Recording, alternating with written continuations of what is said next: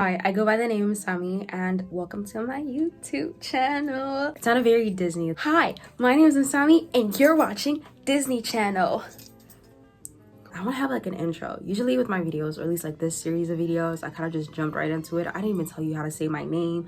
I didn't even tell you my name. Like I didn't tell you nothing. I just got right into it. As you can see by the title, this is the last video of this series. I've been working on this painting since the end of September, the last day of September, and I've been painting since the first day of October, all the way in until November the 4th. That's when I finally finished my painting, and it's been an interesting journey to create this painting, and I'm so happy that I got to share so much of it with you guys, as well as like the thought process and the creative process and everything, and just the ups and the downs and just all of that. Really, I didn't record me painting the rest of the painting, but this is what it looks like.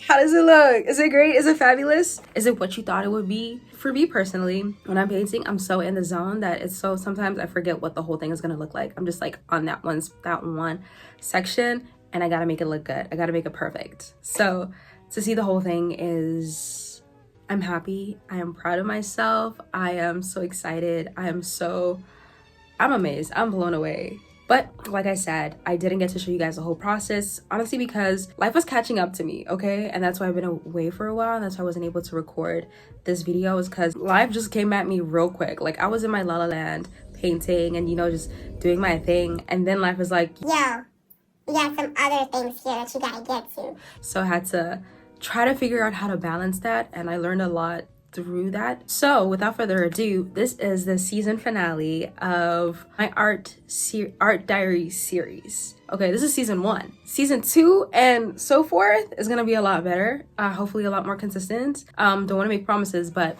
there's more coming, basically, is what I'm trying to say. Okay, so without further ado, let's get right into this video. So if you've watched my videos, my art diary series, you would understand a lot of the things and decisions that I've made to even get to this point where the painting looks like this. And I'll just have it here just so we can talk about it and you have a reference, right? There's been a lot of decisions that I've had to make in painting this, as well as lots of conceptual changes as well, as like how I wanted to go about it and the things that I was thinking about. But before I get right into that, I'm just gonna read you the artist statement, which I'm very proud of. Okay, I got a little bit of help. But this painting is titled Long.LIVE Self, which is inspired. The title itself is inspired by A$AP Rocky's Long Live ASAP, which I didn't even listen to the album as I was making it. It's just something that I thought was really cool, and it fit with the theme of the paintings. Growing up, my mother would say, "Mish, in life you have to make sacrifices," and I used to think she sacrificed too much of herself, that she was abandoning herself and subconsciously me. And so as a child, I promised myself I would not become an emblem of personal or familial sacrifice. However, as an adult, I often feel conflicted by the sacrifices made in search of my own autonomy. I feel a pull between two worlds, leaving behind the comfort of the past self and being enveloped by the chasm of uncertainty that this new self possesses. Long Live Self aims to capture the legacy of matredom between mother and child, but also this new dynamic of self versus self, ruminating on the self that protected me and carried me this far, that I've outgrown but can't quite leave behind, and the self that I need to embody to better navigate this world. In considering the past, present, and future, the work becomes a meditation on the complex relationality of abandonment, sacrifice, and self-actualization as legacy. Round of applause for the statement! When I tell you, writing that statement took forever, okay? I had a critique with my professor, and then I had a separate critique with another professor who's never seen my work, but I've been in one of her classes. So she helped me out with that one, and now I understand what is required of an artist statement, and I can't wait to make more of them. The thing with artist statements is you can't really blab about everything, okay? You gotta minimize it, you gotta make it concise, and lots of vocabulary that you need to know. And so for this video, I'm gonna just be blabbing about the things that I could say in the artist statement, okay? Also, just for like further conversation of like the piece itself, because an artist statement usually is just there to like, support your work. If somebody who's never met you before, who didn't get to meet you, comes into the room and they need to know what your work is about, that artist statement is right there. But because you guys didn't get to do all that. You were there to watch the process, but to have the full scope of what this painting now is and what it represents, I'm here to break that down for you. So when I first started this painting, let me actually reference, because I write all this stuff in my art journal, which I definitely recommend every artist has to have. Like, you have to have an art journal. I started this painting late September, but this idea has been there since August, the 2nd of August. I wrote in my journal Friday, August the 2nd at 4:31 p.m. That's when I started to write and to build on this idea that I had in my mind, right? I started off with the idea of abandonment, okay, and abandonment issues. I guess for a moment I felt like I was trying to understand more of myself and more of the way I interact with other people and the way we as a collective also interact with other people.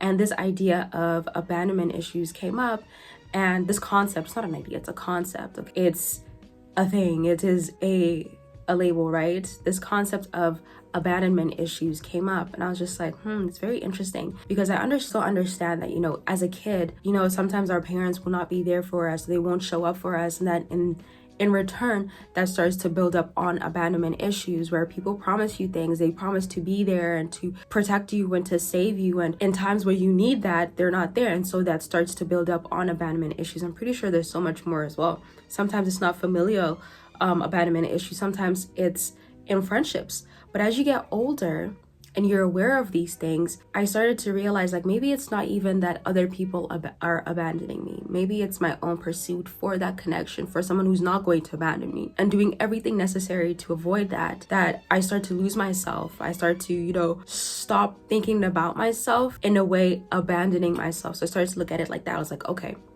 there's something going on here where these abandonment issues are now tying to the abandonment of self and not necessarily the abandonment from other people. So trying to find a way in which it's not always about them.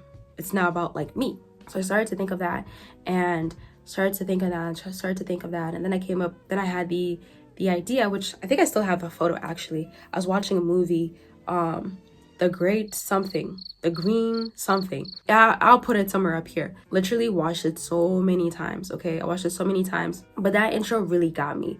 I didn't finish it. Hey, I think I saw all I needed to see, okay? I find little things like this where you're guided towards something. I find those very fascinating. I love when the universe does that. I love when God does that, where they direct you to help support you in your craft. I felt like that was one of the things, because I was really struggling with a visual for it, right? And I was like, okay, what am I gonna do with this? Like, I want to make this work, but I have no idea what it's gonna look like. I watched that movie and I was like, this scene right here is the opening scene. It's literally the first second of the movie. It's the opening scene of the movie, and I watched it like 5 times, and it was literally just that. And I was like, okay, that's what it's gonna be. So I started to develop on that, and I talked to my professor, and I would talk to him about it, and the more ideas started to come up in this whole conversation of abandonment. Okay, I think that's when we started to look at it from a different perspective. He's a parent, you know, I'm only a child. So I only have one perspective of this whole conversation on abandonment. I am slowly moving into a place where I'm starting to understand a lot more, and that also ties into this piece as well, where I felt like, okay, it started to make sense, not in the same way that it relates to other people, but it still relates. There's an overall theme here, and that was sacrifice. For my parents, it was a thing of sacrifice, of having to, you know, sacrifice some things to make sure that I'm good. And I guess me not knowing that, or me not being able to see that, I saw it as abandonment. Like, oh, they don't care, and they're just doing their own thing, and whatever, I don't matter, or whatever it is that I thought of at that time, right? So I started to play on this concept of sacrifice and abandonment, and mostly trying to figure out the sacrifice part. Okay, how am I going to depict this sacrifice part? I had an overall image, but I didn't have the whole thing. And so I started to think like, okay, this is a good point. Okay, and I also thought of Ivan the Terrible and his son Ivan. Like, that painting as well also inspired this idea, and that's what I started off with. And I got Michelangelo's Madonna della Pietà, right, which is Madonna. Pietà is like pity, and the whole thing is about sacrifice. Okay, and that's what I started to play with that. I'm like, okay, I've got an image going. And so I started to develop that further. And now I'm starting to think of it conceptually of like abandonment and sacrifice, right? And if you've watched the series, then you know that there's a point where I came to and I was like, okay, it's the same thing. It ultimately is the same thing. It really is the same thing. And even looking at the visual aspect of my painting, the figures are the same person, just different perspectives. One is on the bottom, one is at the top. One is sacrificing, one is being abandoned. It's all just the same. And even seeing that transpire in daily life. At that time, I was reading Dostoevsky's Notes from Underground, and he said this point that sounded very similar to what Paulo Coelho says in his book, The Alchemist. And I was like, this is all the same. Like right now, things are really just the same. But just that in itself really just pointed me in like, okay, this is all the same. Like there's no real good, bad, up, down. It's all just perspective. I feel like visually, there wasn't much that I had to develop. I think visually, once I have an image in my head, I stick to that image.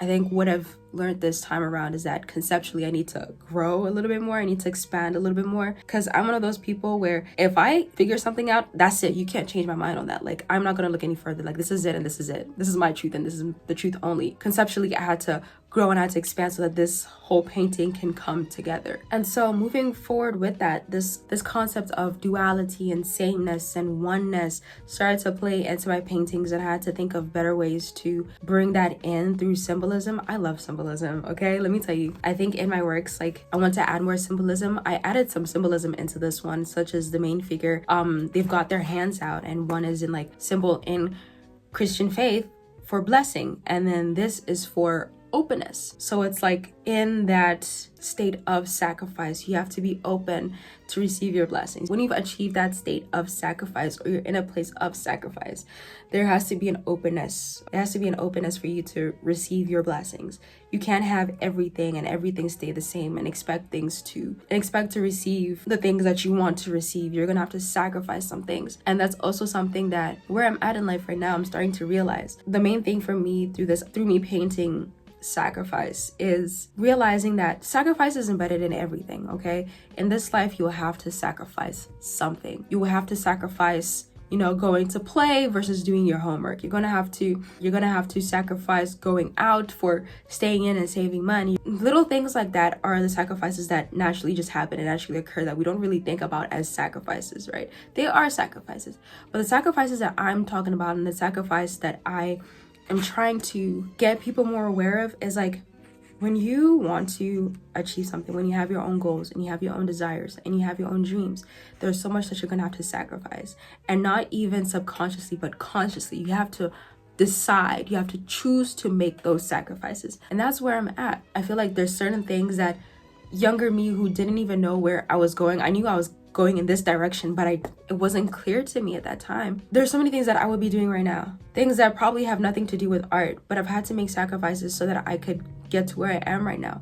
And I'm going to have to continue making sacrifices to get to where I want to be. Sometimes I have to sacrifice going out because I need to buy a canvas to make a painting. That's a choice. It's kind of the same as the other one, but like it's a conscious decision to make that sacrifice.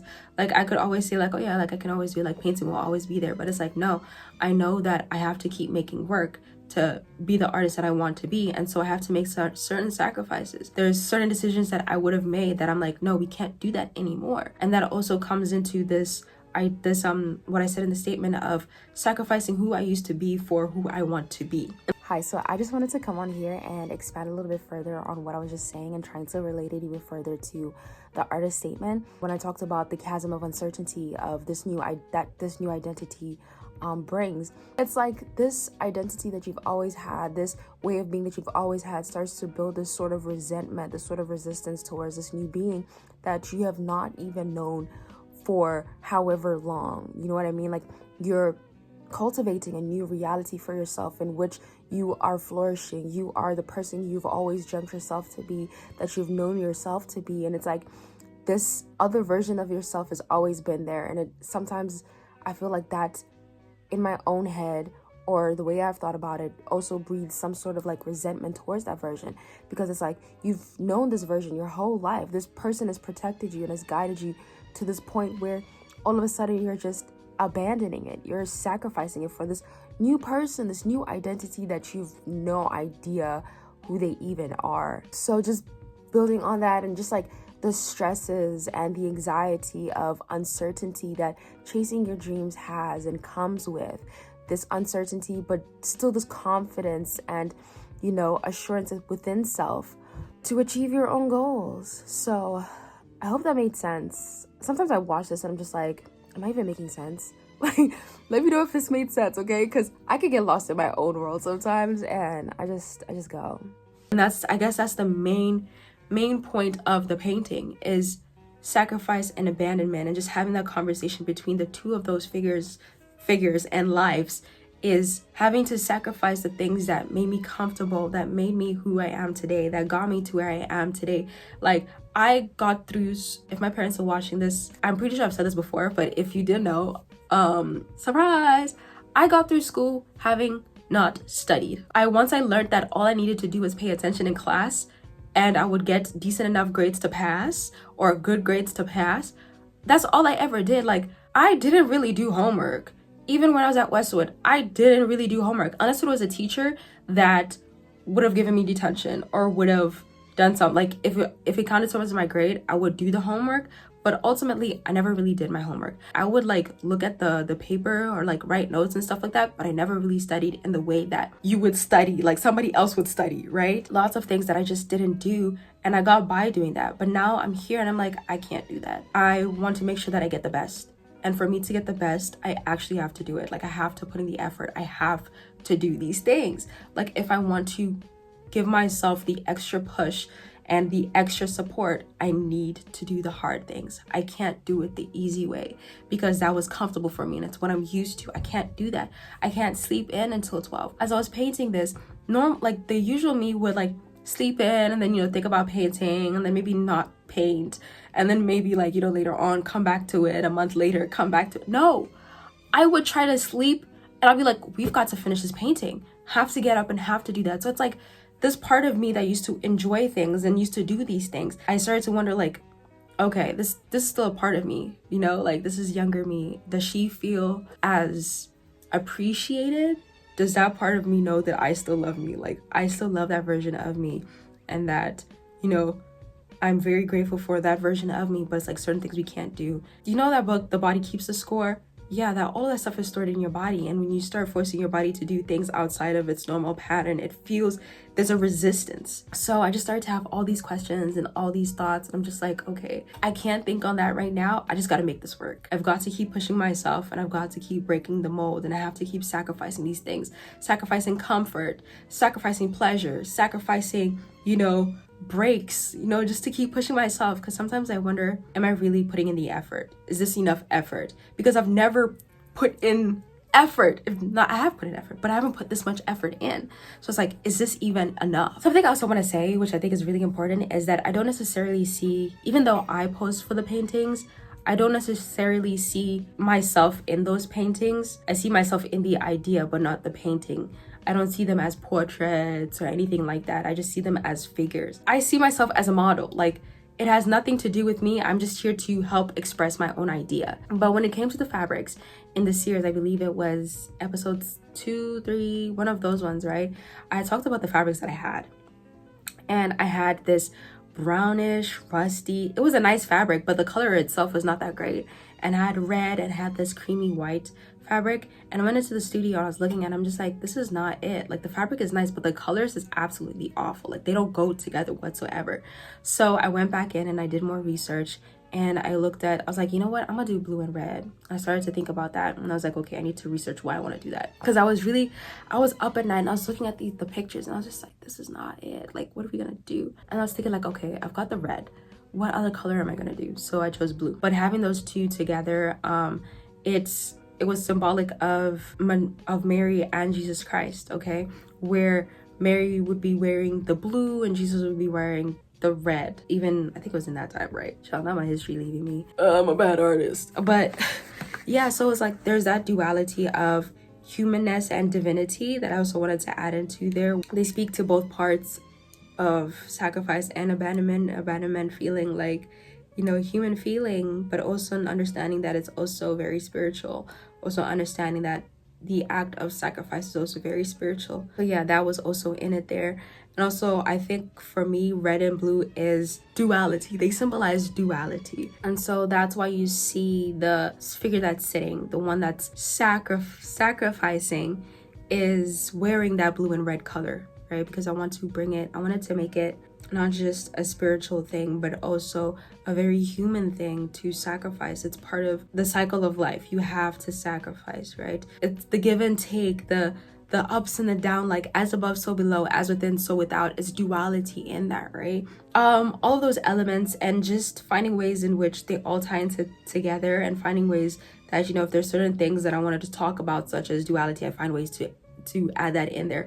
When I want to talk about like the human part of it and the feeling and the groundingness of it, I added the yellow fabrics, I guess the yellow fabric, to symbolize. My professor had actually suggested this. He was like, yeah, like maybe not do the white, like why don't you do like a gold? And I was like, you know what, I was thinking about that, because this white symbolizes like innocence, it symbolizes, you know, purity, and that's not exactly what this is about. So I went in and I made that in the image. I made it, I saturated it, and it became this golden yellowy orange color, and that in itself rooted the whole thing into nature, into the material world, right? Because you've got this blue and red of higher consciousness or divinity and spirituality and like godliness, right? And then you've got this yellow in here that symbolizes the gold and the materialism, right? So it's like two different octaves of life. I'm really proud of this painting.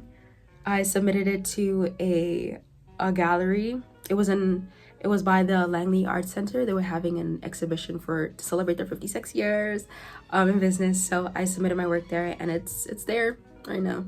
Here's a picture. So that's where it is right now, and I can't wait to see what else I come up with. Sometimes I fear like maybe I won't have equally as good ideas, but I don't know, I feel like I've got a good run right now. Like I think I've got a good thing going. So if you enjoyed this video, make sure to like, comment, and subscribe. If you have any questions, feel free to put them down there. If you have any points or whatever, you can also put that down there. And if you want to see the artwork and all the lovely details of it, I've got it on my art page, which is this right here, and you can make sure to check it out and follow me if you want to. You don't have to, no pressure, okay? But yeah, this has been my video on my painting Long Live Self.